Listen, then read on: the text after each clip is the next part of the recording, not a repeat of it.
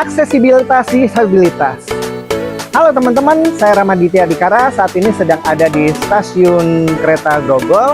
Kita akan cek bareng-bareng gimana tingkat keramahan aksesibilitasnya, apakah sudah nyaman bagi penyandang disabilitas atau belum. So, check it out, ikutin terus perjalanan kita.